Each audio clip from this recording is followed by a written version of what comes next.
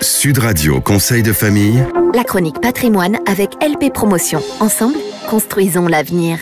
Bonsoir à tous, bonsoir Stéphane Moller. Bonsoir Olivier Daudet. Heureux d'entamer une nouvelle semaine dans votre compagnie. Stéphane Moller, rappelons-le, c'est le fondateur et le président de Via Wealth Management. Ce soir, on va parler immobilier et plus précisément loi Pinel. C'est un sujet qui vous passionne avec notre invité. On est heureux de le retrouver. Bonsoir Jean-Sébastien Maury, vous êtes, rappelons-le, directeur commercial vente externe chez LP Promotion, l'un des acteurs majeurs de la promotion immobilière dans les régions de Bordeaux, de Toulouse et de Paris. On a beaucoup de questions donc sur la loi Pinel, cette niche fiscale liée, rappelons-le, à l'immobilier. Est-ce que vous pouvez nous en dire quelques mots, Jean-Sébastien ?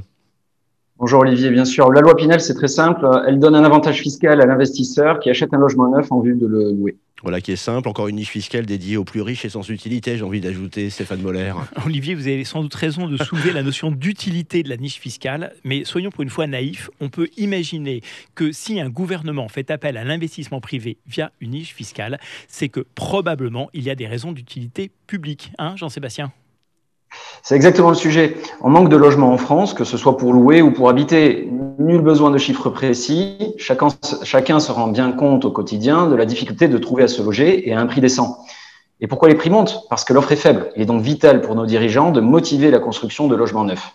Ouais, pourtant, en tant que dirigeant de cabinet en gestion de patrimoine, je me rends bien compte que l'offre diminue de semaine en semaine. À quoi est-ce que tu imputes cela ?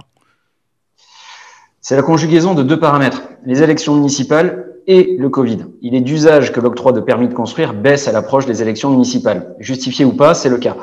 La crise sanitaire que nous vivons actuellement a accentué ce problème avec le décalage des élections municipales. L'offre est donc au plus bas. Ouais, je comprends mieux. Donc nous avons un impératif, vous serez d'accord tous les deux, impératif de loger nos concitoyens. Quelles sont les solutions qui s'offrent à nous aujourd'hui ? Il y a deux solutions. La première est de faire une politique de grands travaux comme nous l'avons connu dans les années 70. Or, l'État n'en a pas les moyens. La deuxième solution est de faire appel à un investissement privé. C'est l'objectif de la loi Pinel. Oui, à cela, il faut ajouter que notre système de retraite par répartition est de plus en plus difficile à financer. Un salarié à la retraite touchera 50% de son dernier revenu d'activité. Ce sera probablement 30% pour une profession libérale.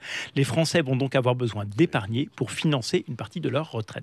Pour résumer, les garçons, cette niche fiscale permet de créer du logement pour répondre à une demande soutenue, on l'a évoqué. Et dans un deuxième temps, elle permet donc d'aider les Français à se constituer un patrimoine en vue de leur retraite. Bon, c'est un vrai outil d'utilité publique, mais quel budget faut-il compter, Jean-Sébastien ou Stéphane ? Entre 200 et 300 euros d'épargne, je dirais, par mois. Vous êtes d'accord avec ça, Jean-Sébastien Maury ? C'est exactement ça. Merci à tous les deux. Conseils de famille à retrouver en podcast sudradio.fr. Et puis, vous pouvez tout simplement vous abonner à la chaîne YouTube ou de Sud Radio ou de Conseils de famille. On se retrouve demain ? À demain, Olivier. Toujours ici. C'était Sud Radio Conseil de famille. La chronique patrimoine avec LP Promotion. Ensemble, construisons l'avenir.